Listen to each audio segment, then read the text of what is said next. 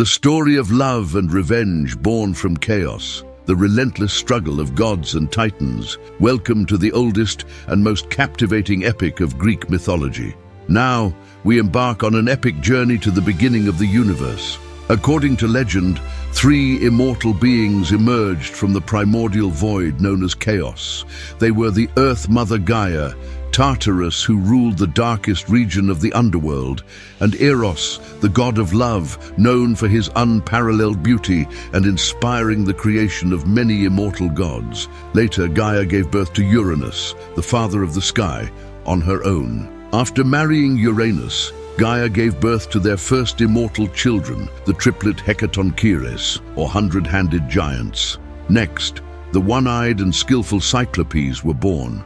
Uranus, fearing the power of these 6 children, separated them from their mother and cast them into the depths of the earth. Each child fell for 9 days and nights, reaching Tartarus, the region of the underworld. Believing he was no longer threatened, Uranus hoped to rule forever with pride and satisfaction. However, Gaia was angered by her husband's actions and longed for her children. She hated Uranus's deeds and silently waited for the right moment to take revenge.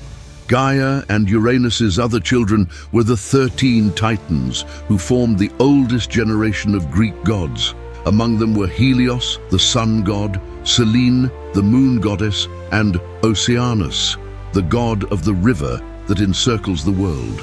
Themis and Delphi, like their mother Gaia, were goddesses of prophecy. Cronus married his sister Rhea, the earth goddess, and in time became the father of the Greek gods. Atlas, the strongest of the Titans born until then, held up the sky to prevent it from falling on the earth. Prometheus, with his intelligence and cunning, created mankind from water and clay. His brother Epimetheus married Pandora, the first mortal woman. Gaia decided to use her Titan children to exact revenge on Uranus.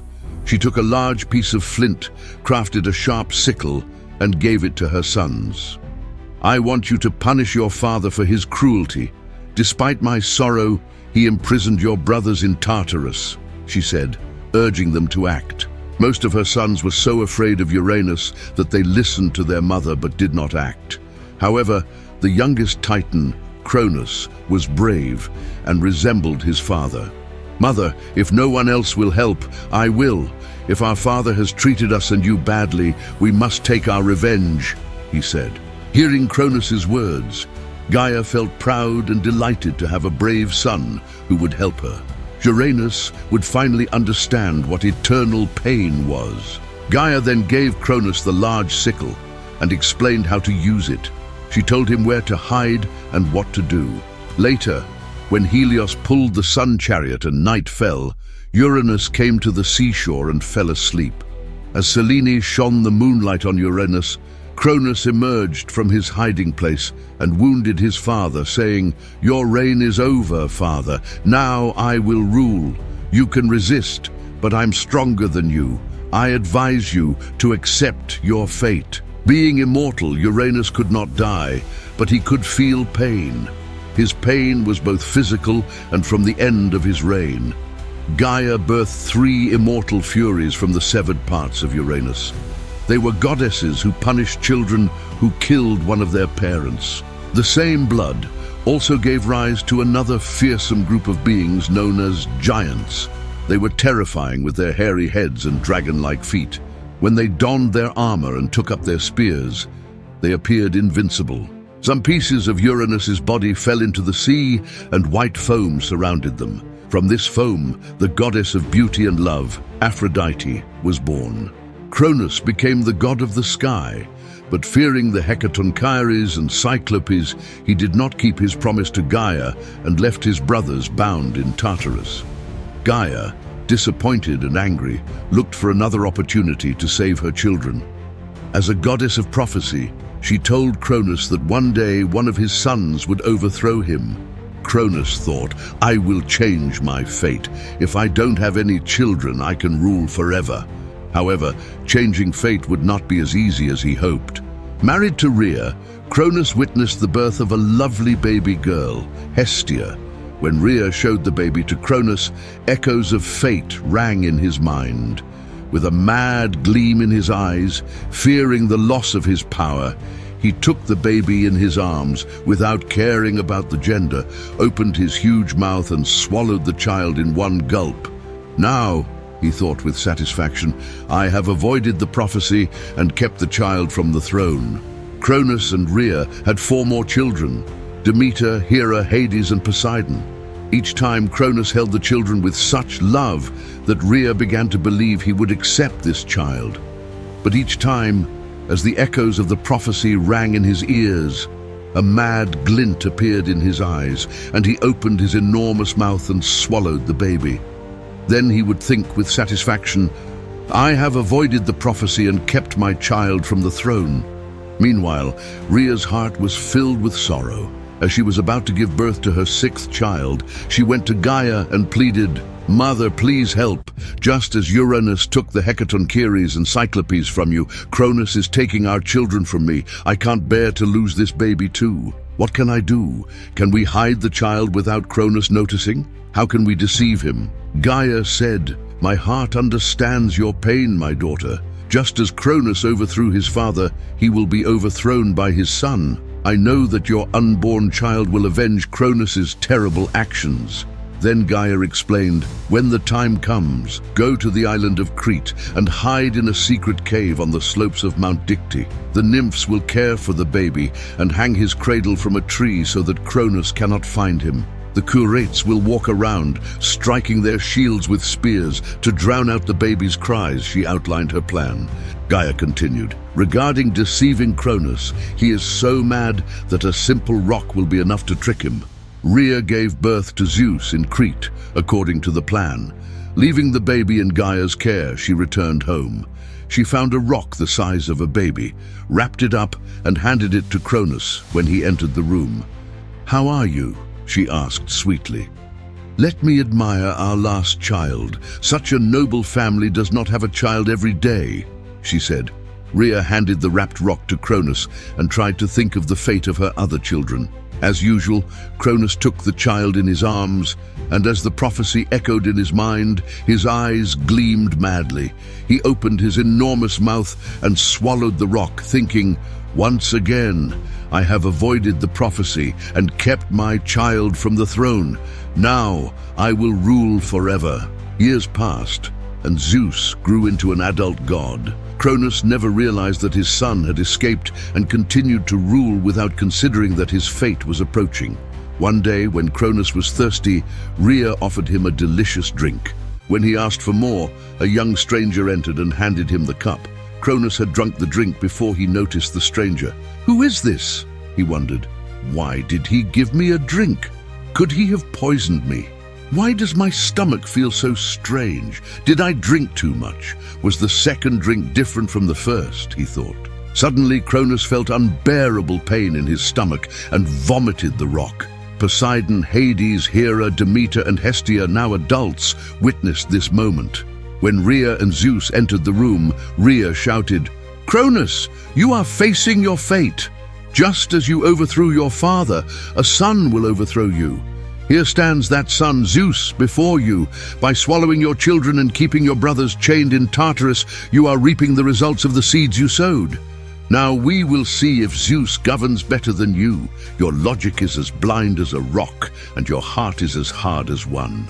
Cronus responded, Even if this stranger is my son, he cannot take my sovereignty. Anyone who wants to take my place must fight me, along with the other titans.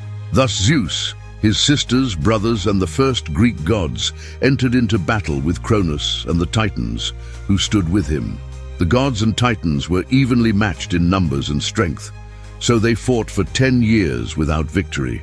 Finally, Gaia, who had given Zeus the poisoned drink, helped him once again.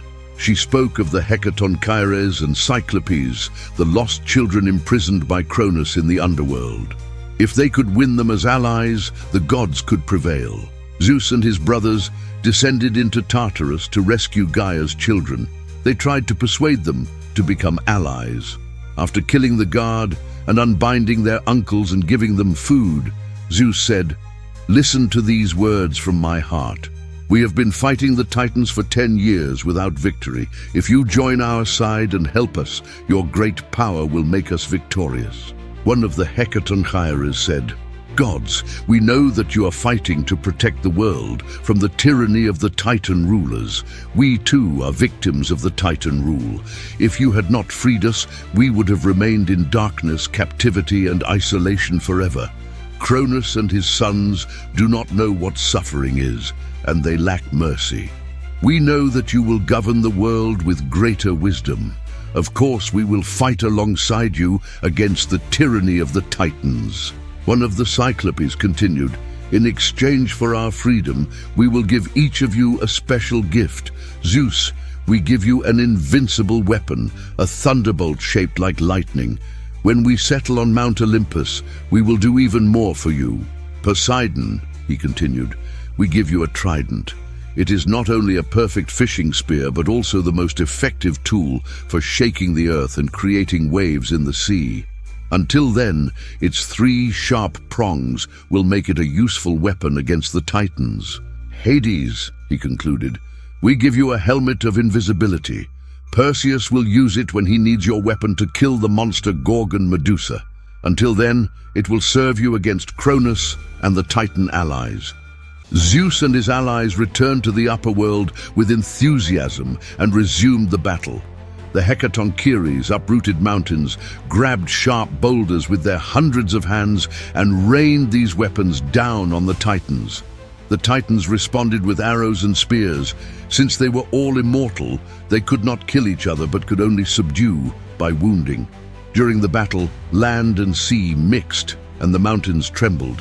Even Tartarus felt the tremendous clash of the rocks above. Then Zeus wielded his invincible thunderbolt, setting forests and the sea ablaze, and the world echoed with the thunder of the lightning. Finally, the Hecatonchires hurled the Titans into the underworld, Tartarus, and bound them there with chains.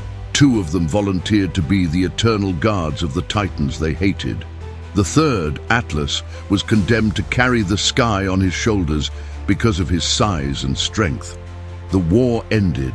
When the male gods drew lots to determine their domains, the sky fell to Zeus, the sea to Poseidon, and the underworld to Hades. Zeus ensured peace and order among all immortals and taught humans to be honest in their dealings with each other. Poseidon, using his trident, created storms and earthquakes in the sea, but also taught mortals to tame horses and build ships. Hades taught mortals to conduct proper funeral ceremonies and observe certain burial rites. Zeus married his sister Hera, the queen of Olympus and the goddess of marriage and childbirth. Hestia became the protector of the family hearth and taught mortals to build homes. Demeter became the goddess of crops and taught mortals to store, plant, and harvest wild grains. Zeus fathered many gods, including Athena, Apollo, Artemis, Hermes, Persephone, Ares, and Hephaestus. The reign of the Titans ended, and the reign of the gods began. From the chaos of creation to the rise of the gods, we've explored the epic story of Greek mythology. For more captivating tales and the continuation of this journey, don't forget to subscribe to our channel and like our video. Until next time, may the magic of myths be with you.